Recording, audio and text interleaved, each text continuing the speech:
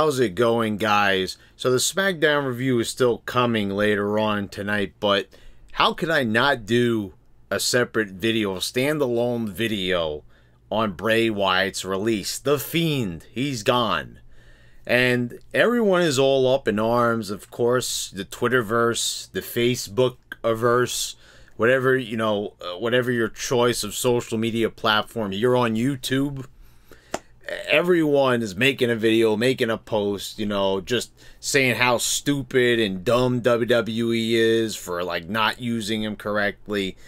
And, you know, meanwhile, I was over here back in 2019 telling everybody the minute the concept was shown on TV of Bray Wyatt and the Firefly Funhouse and the Fiend, I said that it would fail. I said that everything that's promising, or, you know, I thought it was very goofy at first, but then, you know, I changed course and I said it was promising, it was enjoyable, it was entertaining, it was more entertaining than a lot of the other things on the show, but still, you know, it was underwhelming, it was underdeveloped, and, you know, most of this was ideas that Bray Wyatt managed to get through, you know, the idea of an alternate universe characters. It was very interesting, and it's quite apparent, you can see from what Bray Wyatt did with the whole follow the buzzards gimmick. The guy has a lot of creative juices because those were all his ideas,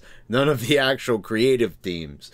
And, you know, that's kind of like really just classic style character building, you know, where that was kind of like the Attitude Era. Vince Russo sitting down with these guys, getting to know them, and then getting their character from that, you know, giving them the characters that they wanted to play, not just a random gimmick that's handed to them. But, you know, I will admit they misbooked this guy. There was a lot of promise. There were some promising moments. And really, you know, I noticed that when they got Alexa Bliss involved, that's really when the whole Fiend thing started to turn sour.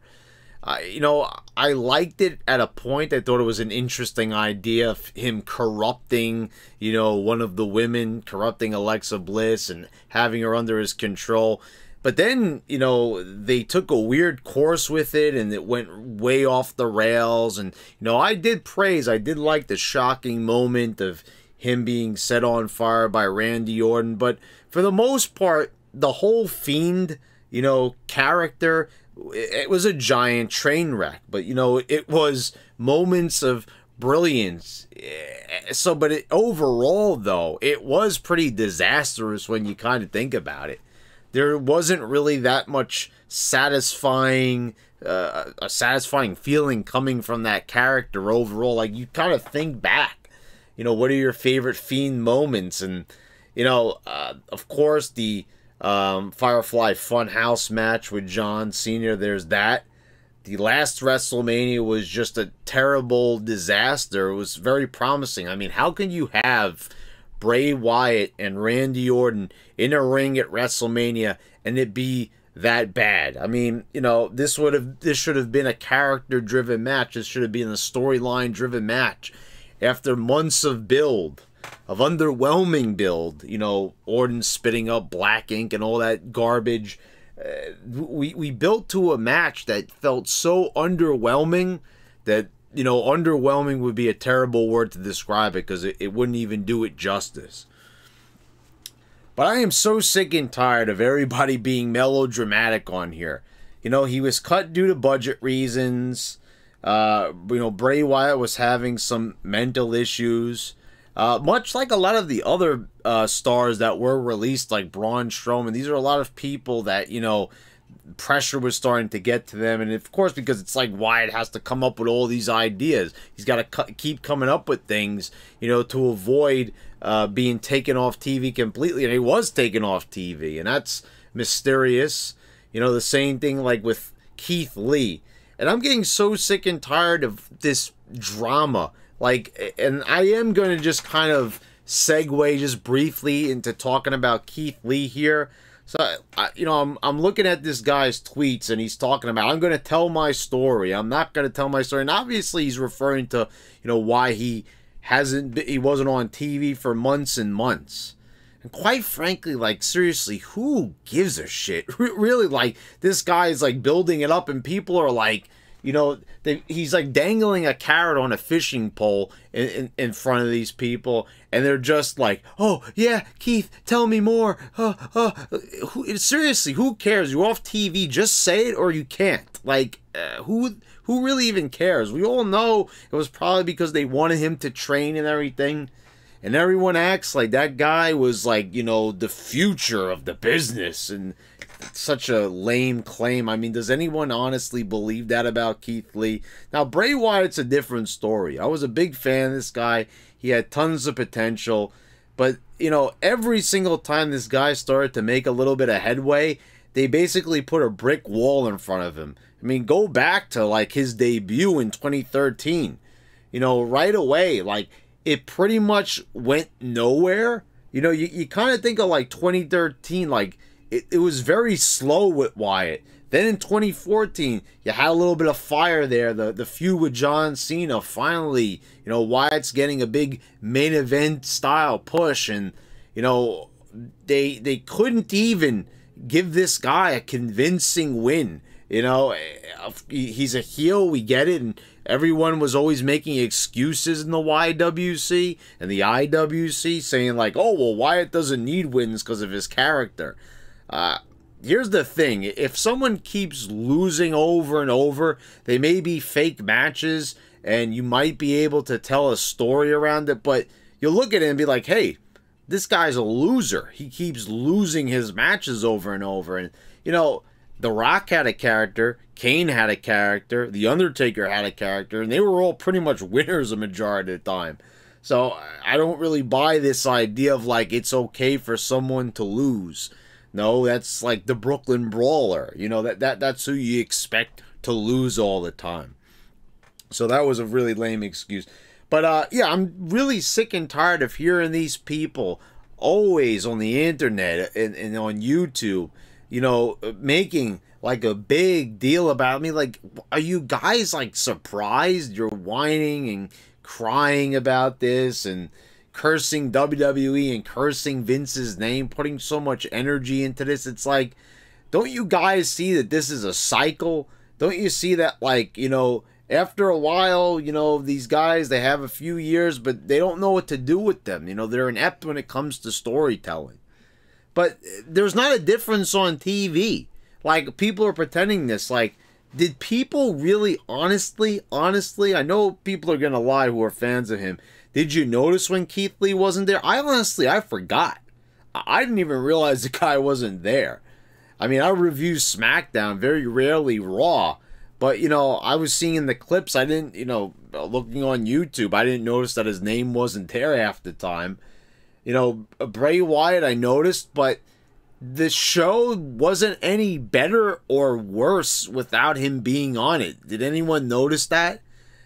Honestly, like, it didn't really change. The Fiend not being there, for this being such an interesting character, that really shows that, like, the character wasn't really making a mark on the show, and that's not Bray's fault. That's the creative. I get it, but, like, that's what I'm saying. After months and months of this, are you really this angry? Are you really this enraged? Where you have to, like, you know, go out on a limb and just make, like, this is the worst thing ever. And the worst thing about this is, like, you guys know that I don't defend WWE, but, you know, I wish I could say something positive here, because the AEW marks coming out of the woodwork, you know, oh, come to AEW, Bray, Tony will treat you well. You know, I'm so sick and tired of hearing this argument. I mean, like, how many of these different wrestlers need to be moving to AEW just so we, you know, it's the same thing. Is Tony Khan doing these guys any justice? You know, Rusev, Andrade, you know, now it's Aleister Black, and oh, no, forget about Aleister Black. It's about CM Punk and Daniel Bryan. I mean, and people comparing Daniel Bryan and CM Punk to Nash and Hall from WCW, and I'm a fan of both of these guys, but we need to come to terms. Go watch my video that I did on these signings, or these supposed signings. They probably will happen. People were telling me like, oh, you know, this video is going to look really dated. You know, once in a while I get people commenting on my videos, oh, now you look stupid. I'm like, no, I don't, because you look at the audience and you look at the ratings. How could any of these things be wrong? Like, you know, my AEW video that I did, you know, where I said someone's got to say it, AEW sucks or AEW will fail. That video, you know, was ahead of its time as far as I'm concerned, and it still holds up. And people like to sometimes comment on it and say, oh, this video aged poorly. No, it actually aged very well. That's usually what I replied to them. So, you know, let's just calm down a moment. You know, let's take a sip of tea. Let's sit back in our recliner and, you know, take a chill pill. Take 2 doses if you have to, because it's really not that big of a deal. You know, Bray Wyatt, I'm sure he was making quite a bit of money. I'm sure he's got quite a bit saved up, and I think he's going to be fine. And maybe one day we'll see him back in the WWE, or maybe we'll see him in Tony's circus over in AEW. You know, whatever happens, happens. You know, but this, like, fake rage and getting upset over, like, wrestlers getting released, like, this has been happening time and time again. You know, like, seriously, during the Attitude Era, when Ken Shamrock was released, did people lose their minds? Did they flip out? Did they act like they were going to jump out a window because, you know, Shamrock decided to quit WWE and ask for his release? No, that never happened. And with good reason, because back then, the people that actually watched this shit were sane to a point. But, you know, here we are just being enraged over a release that pretty much we all saw coming. I kind of figured that this would happen. I didn't really mention it. But, you know, it's kind of like a given. He was off TV for this long. I mean, are they really going to pay the guy that long for being off TV? I mean, then they did bring Keith Lee back, who was off TV even longer, but that's besides the point. You know, are we really that concerned? Are we really that concerned with the reason Keith Lee was kept off TV? Whatever. You know, I hope everything's fine and well with those guys, you know, mentally and everything. But, you know, we don't know these people personally, so we shouldn't be losing our ever-loving minds over wrestlers, you know, and just seriously acting like total goofballish clowns on here. You know, raging against a 76-year-old man, you know, 75, however old Vince is, cursing his name. I mean, come on. It's enough already with that stuff. But let me know what you think down in the comments below. Please subscribe if you haven't already. Click the bells to get all notifications when I post all my new videos. I want to thank all my patrons for continued support. Thanks again, guys. I'll see you next time.